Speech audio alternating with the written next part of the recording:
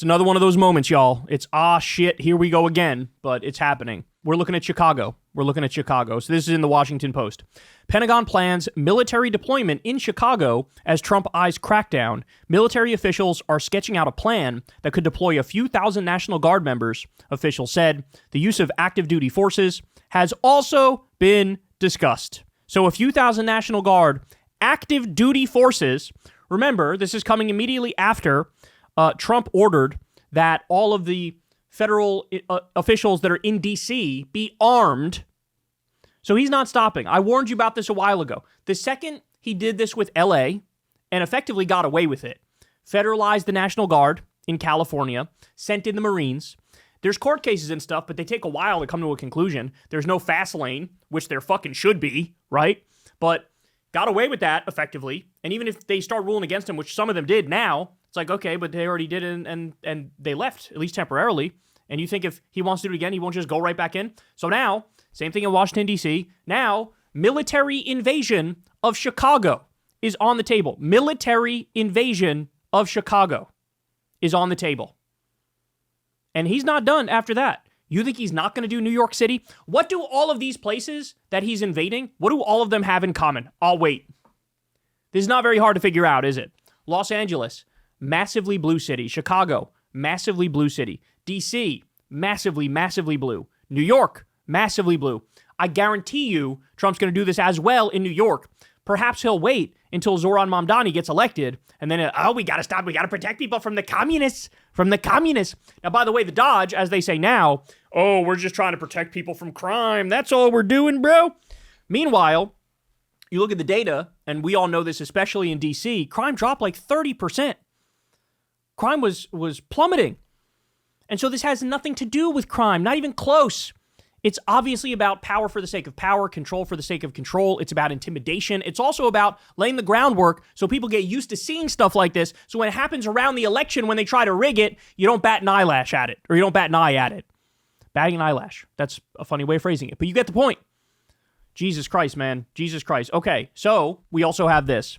So this is, Trump decided to go after the governor of Maryland, Wes Moore. Governor Wes Moore of Maryland has asked, in a rather nasty and provocative tone, that I walk the streets of Maryland with him.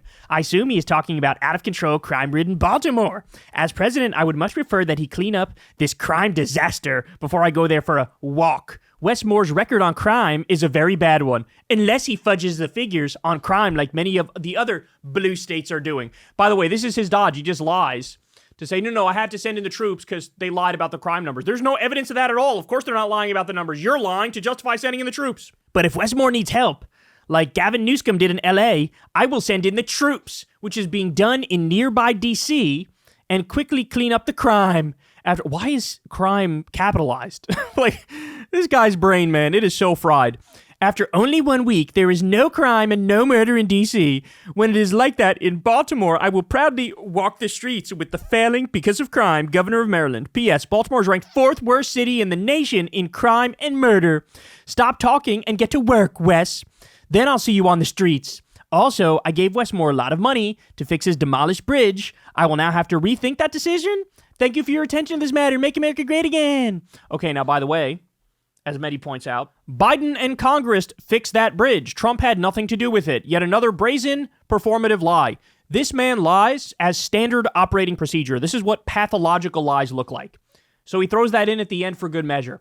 I'm going to threaten your bridge funding, which I gave you. No, you didn't give it to him. By the way, this notion, and this is what the right runs with all the time, that, these blue hellholes are overrun with crime. Well, I looked up the statistics, and you're not going to be surprised to learn the truth is the exact opposite of what they're saying. So the highest crime in the country, New Mexico, red state. Lowest crime, Vermont, blue state.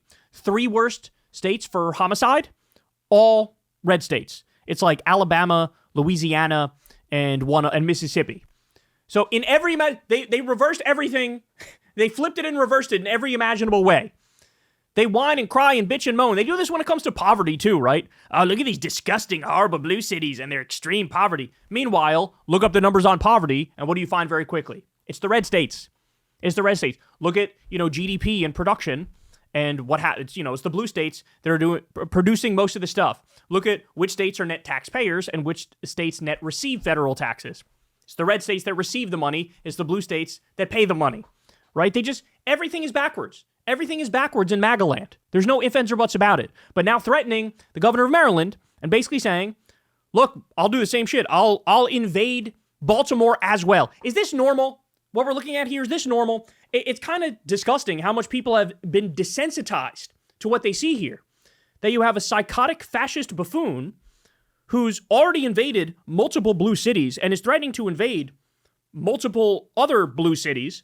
Like, do you not see this is already like soft Civil War type shit? The difference is only one side is fighting. Like, that's what's happening.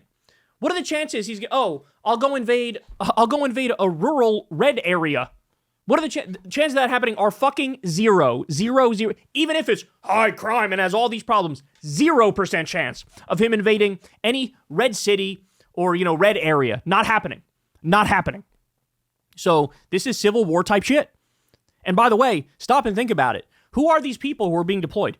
As you all know, they're mass hiring people to be federal law enforcement officials. They're mass hiring people to be ICE agents. Well, come to find out, a lot of these people are white nationalists. They're Proud Boys. They're, right-wing extremists. And so they're hiring all these new people, basically deputizing these freaks who are looking for trouble. And then, these are the people who invade the blue cities and start cracking skulls of Uber Eats drivers, right? Because they happen to be brown.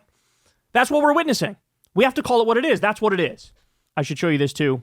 At least 10 cities in states whose Republican governors are deploying National Guard troops to Washington, D.C., had higher rates of violent crime or homicide than D.C. last year, according to a CNN review of FBI data.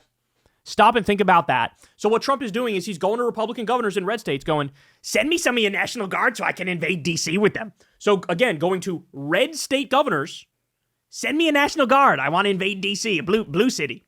And they go, sure, of course, here, have it.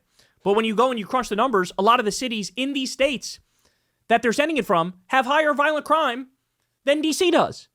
God, this is all a ruse. If you can't see through it, I don't know what to tell you, dog. If you can't see through this, I genuinely don't know what to tell you. All right, more. This is from Melanie D'Arrigo, and it's a great point. She says, Trump outlined his authoritarian takeover of blue cities on April 28th. Step 1, deploy the military domestically. Militarize police. Put police above the law. Encourage aggressive policing of protests. That's protected speech. That's First Amendment protected speech. It's constitutional to protest. Encourage aggressive policing of protests and target political dissent, opponents, and those protecting marginalized people. That's what's happening here. They are trying to bait people into an overreaction. They're trying to, and it honestly wouldn't even be an overreaction. It would just be a reaction. It would be a fair reaction when you're militarily invaded. Right? But they're trying to bait people into a reaction that they can then use to really turn the screws and really crack down and really go full police state. That's what they're doing. And again, it's happening right in front of our eyes. Now, if only people had been warned about this beforehand, nobody would have voted for this, right? If only there were prominent people who were, in the political realm who were saying, hey, just so you know, Trump is going to invade the United States of America and use the military against people who dissent and disagree with him. Well, would you look at this? Oh, what's this? Kamala Harris at her closing campaign rally? Well, what did she say? Donald Trump intends to use the United States military against American citizens who simply disagree with him. People he calls, quote, the enemy from within. America, this is not a candidate for president who is thinking about how to make your life better. This is someone who is unstable, obsessed with revenge, consumed with grievance, and out for unchecked power. Every part of that, 100% spot on. Don't ever hit me with some false equivalence, both sides bullshit again. Don't ever do it. I mean, this man is literally declaring war on the United States of America, going after blue states and blue cities on purpose. Intimidation. This is on top of multiple maneuvers attempting to rig the 2026 midterms, never mind 2028.